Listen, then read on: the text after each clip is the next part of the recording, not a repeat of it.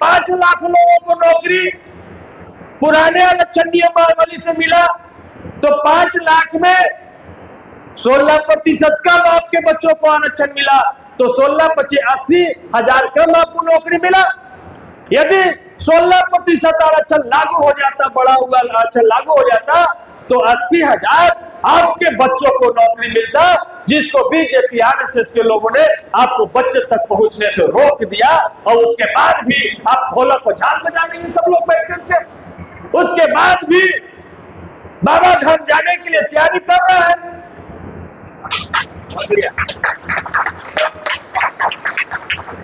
दीदी लोग छठ पूजा करे ला तैयारी करत होता कि अपनी 2 गो से के लिए 5 सूप से करवे, जैसे कि 5 गो ज्वाइनिंग लेटर आ लो तो राय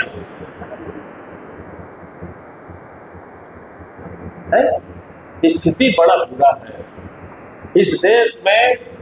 जो अपने आप को अभी आ रहे थे तो लिखल था श्री श्री 108 श्री जगत गुरु, कौन आल महाराज, जगत गुरु ठनठनवा महाराज को याद है। तो हमको लगा कि भैया जगत गुरु ठनठनवा महाराज, जगत गुरु के मतलब क्या होता है? जो पूरा दुनिया का गुरु है। तो भैया पूरा दुनिया का गुरु है, वो कहीं तपस्या भी किया होगा तो उसको ये भी नहीं मालूम है कि गंगा कहां से निकला। जगत गुरु है और कहता बताता है कि शिव जी के जटा से गंगा निकला, यही जगत गुरु भैया।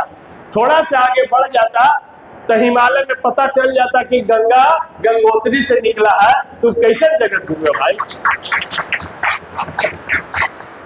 तुम अपने आप को जगत गुरु है और ये बता नहीं पा रहा है कि भैया ये राम जी का तीर अमेरिका तक पहुंचेगा कि नहीं, कि अमेरिका का मिसाइल इंडिया तक पहुंच जाएगा, कौन पहले पहुंचेगा भैया?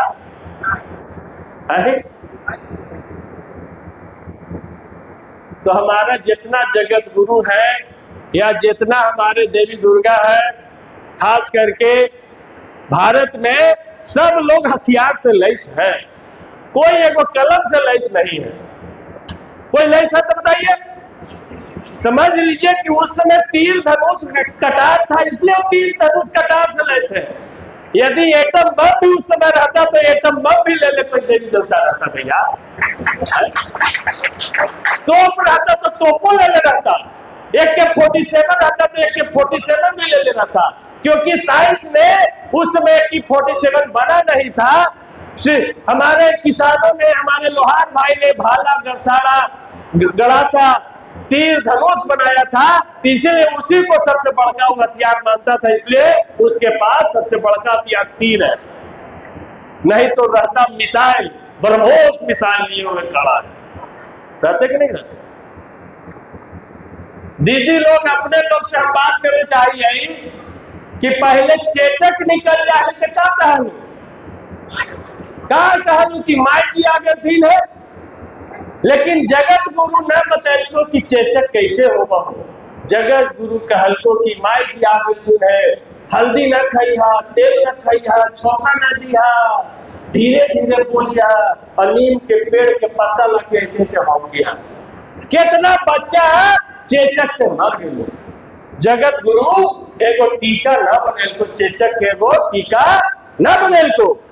लेकिन जब एडवर्ड जेनर ने 1796 में चेचक का स्मॉल पॉक्स का टीका बनाया, और धीरे धीरे जब पूरे दुनिया एक एक व्यक्ति को चेचक का टीका लग गया, तो माई जी कहाँ घुस गए तू? तो माई जी बताओ,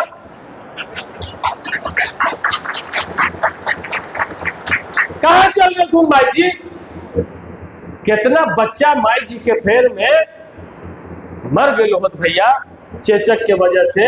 लेकिन जगत गुरु कोई दवाई ना बदल को, ये दवाई के बदल को वैज्ञानिक बदल को, जो पढ़ल लिखल हलो से वहू गाय के इलाज करे वाला एडवर्ड जेनर हले, वो पकड़ के कि भाई जो गाय में भी चेचक हो गए, और गाय के चेचक से ओकरा साथ पाले वाला आदमी ओकरो बुखार लग जा। तो जब ओकरा बुखार लग जाला, 3-4 दिन बुखार लगला के बाद वो ठीक हो जाला, तो देखे कि जोन घर में गाय के चेचक से बुखार लग जा है, वो घर में चेचक न हो गए। तब फिर गाय के चेचक के वायरस से चेचक के टीका बनले या पूरी दुनिया में जब चेचक के टीका पड़े लगले तब जाकर के माई जी खत्म हो गई थी। अब गीतिया गावा हो न गावो।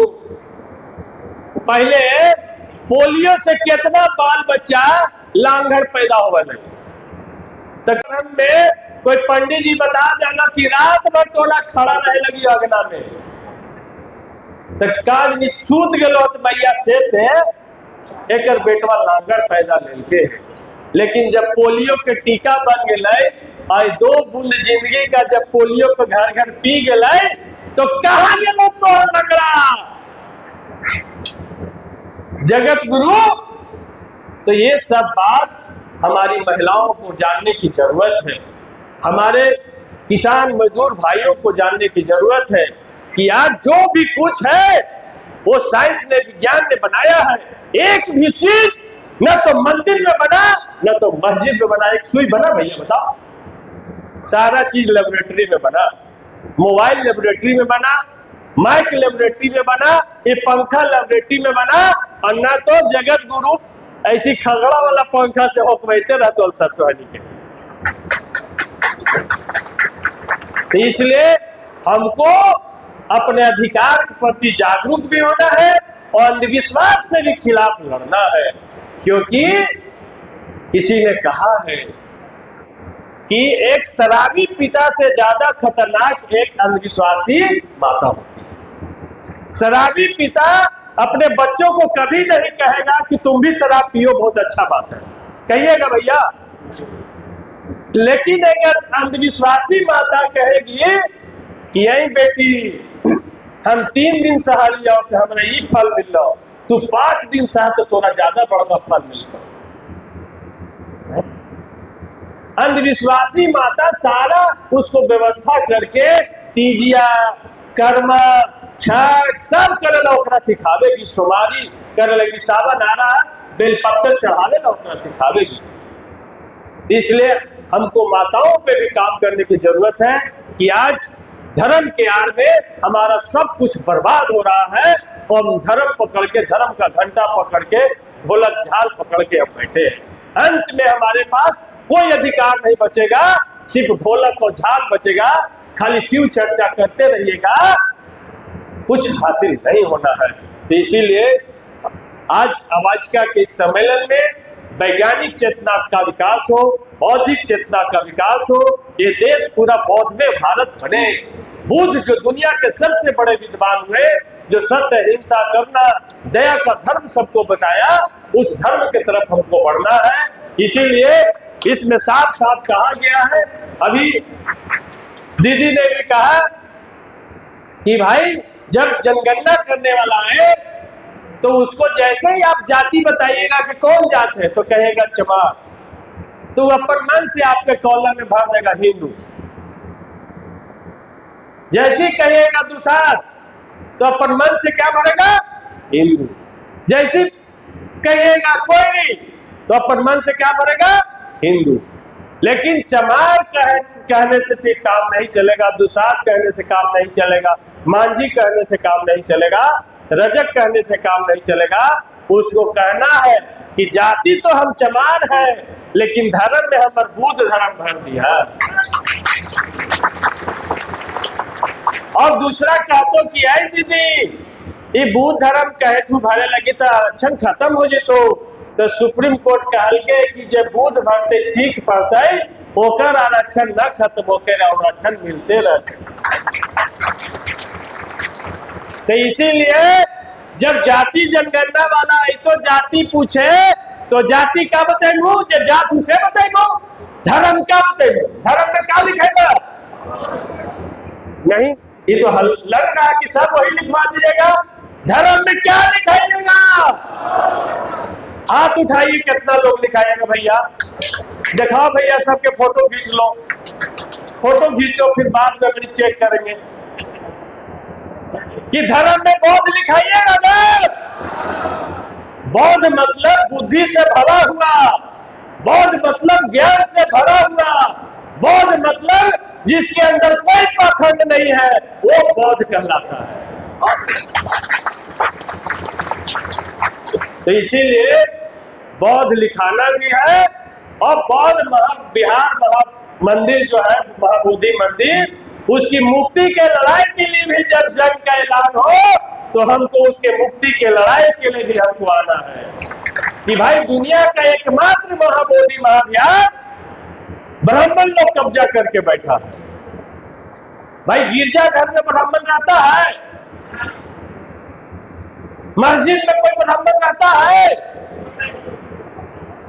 गुरुद्वारा में कोई ब्राह्मण रहता है, तो भैया महाबोधि महाविहार महाबोधि मंदिर में ब्राह्मण काहे रहेगा? महाबोधि महाविहार को ब्राह्मण मुक्त कराने की लड़ाई हमको लड़ना पड़ेगा कि भाई जो बौद्ध धर्म को मानता है उसके हवाले करो, जो सिख धर्म को मानता है उनके हवाले गुरुद्वारा है, जो जैन धर्म को मानता है उनके हवाले चर्च है। तो इसी तरीके से महाबोधि महाविहार की भी लड़ाई हम सबको लड़ना पड़ेगा। शिक्षा, स्वास्थ्य, वोट का अधिकार और आपके आरक्षण का सवाल, इन तमाम सवालों को आपको लड़ना पड़ेगा, तभी आपका अधिकार बचेगा। इन्हीं बातों के साथ आप तमाम लोगों का हमने इतना ज़्यादा समय लिया, महत्वपूर्ण समय आपका लिया, इन्हीं बातों के साथ एक लाइन बोल करके हम अपनी बात को खत्म करेंगे कि उठा है तूफान, जमाना बदल रहा, अब जागा है गाँव घर का नौजवान, जमाना बदल रहा। अब इन काली कुटिया से भी देखो फूट रहे हैं उजियाले, अब थर थर थर थर कांप रहे ये हाफ पैंट वाले, ये 2 दिन का मेहमान, जमाना बदल रहा, उठा है तूफान, जमाना बदल रहा। और जय जय जय जय जय भीम, सब मिलकर बोलो जय भीम। संविधान की रक्षा कौन करेगा? आरक्षण की रक्षा कौन करेगा? अरे बौद्ध धर्म की रक्षा कौन करेगा? अरे वोट हमारा, राज तुम्हारा, अरे वोट हमारा, राज तुम्हारा। 100 में 90 शोषित है, 100 में 90 शोषित है। अरे वोट हमारा, राज तुम्हारा, अरे राज तुम्हारा।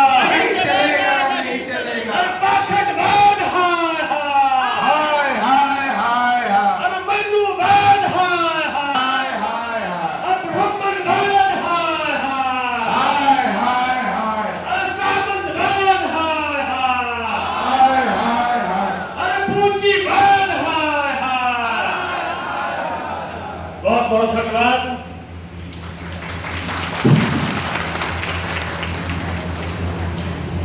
धन्यवाद आदरणीय बड़े भाई सतीश दास जी, जिन्होंने आपको आरक्षण ही नहीं काम प्रस्तुति के माध्यम से लोगों को मार्गदर्शित करें।